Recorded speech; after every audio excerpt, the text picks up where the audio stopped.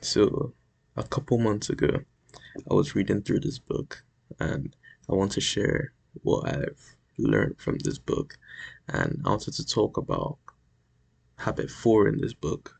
This book is called The Seven Habits of Highly Effective People by Stephen Covey. And habit four says, think win/win.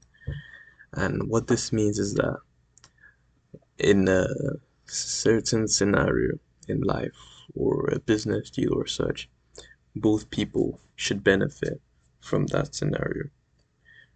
And I wanted to talk about the other alternatives if it's not win/win. And so we'll dive into that right now. First off, I wanted to talk about win/lose. This is someone who's competitive in nature and needs to beat other people to seem as if they're winning. So let's say, for example, one that a lot of us can relate to is like grades in high school or such. You wanted to be on top, not necessarily the grade you got per se, but oh, did I beat everyone else? Even in sports or such. So let's say I'll use myself as an example in high school. I didn't really care if I had a bad grade in a class, but I beat most people in it. So let's say, for instance, you went through a class and it was difficult, and then the highest person, the person who got the highest mark, got 75 out of 100 in that class, but they beat everyone else. They're happy, you know, not necessarily because of the grade that they got, but that they beat everyone else. So that gives them joy. That makes them feel like they're winning. For them to win, everyone else has to lose.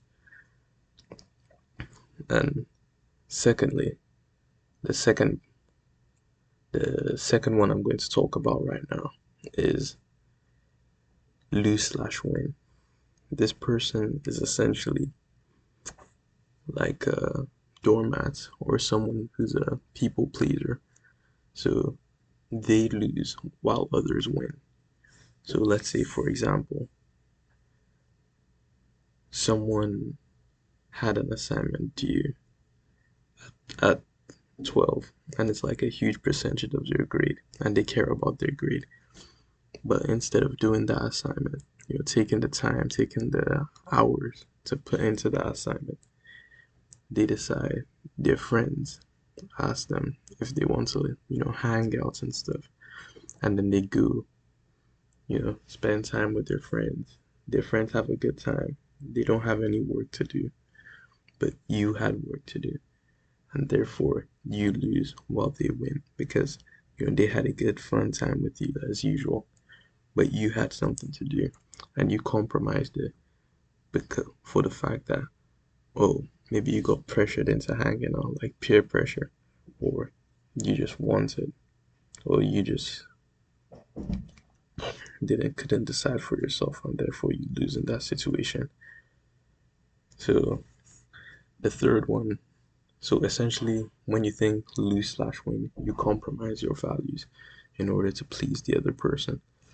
The third one I'm going to talk about is lose/lose. This one's extremely dangerous as this person, like in this scenario, the two people, and they're both very happy that they're both losing together. So, for example, let's say, um, you know, you and your friend are in a class and you write a test, and you guys both fail that test, but you guys are like less relieved because you guys both failed. You're not happy per se with the grade you got. You're just happy that someone else failed or other people failed too. So we both lost, and it makes me feel better that I'm not the only one losing. It's the same thing as when people, let's say you ask your friend like, "Oh shit, bro, what do you do today?" And they're like, "Oh shit, bro, I didn't do nothing." It makes you feel better about yourself because both of you are both losing. You've both done nothing all day. So, and then lastly, I'll come over to win/win, which is the ideal goal that we should all look into and that we should all invite into our lives when dealing with situations or scenarios. And I'm going to use this example of, so there are two people, two guys, let's say Mr. A and Mr. B. And I actually got this example from a video I watched before recording this, just so I understood this topic very well, even though I've read the book, read that part of the book. So there's Mr. A and there's Mr. B. And they gave Mr. A $100 and they said, you go split it with Mr. B. And Mr. B, Mr. B gets to decide if he chooses it as a deal or no deal. So if he says, yes, I'm happy with the split that Mr. A gave both of us, and it's a deal, you guys both get the money. If it's not a deal, you guys both, no one gets anything. And they said that they had a lot of participants in the study. And I think the average was about Mr. A would take $70 and then the second person, Mr. B, would take $30. And most people said no to this. And that's wrong, because that's the same thing as lose/lose. Because you walked in there into this with no money and you could have won a free $30, but you said no due to the fact that the other person is going to earn more than you and you don't like that.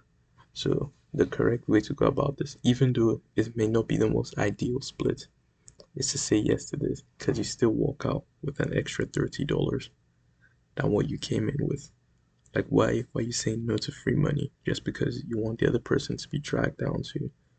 So someone who thinks win/win would see this and say, oh, I can win from this. And the other person obviously would win from this too, even though they might benefit more too, but we both win, and that's fine.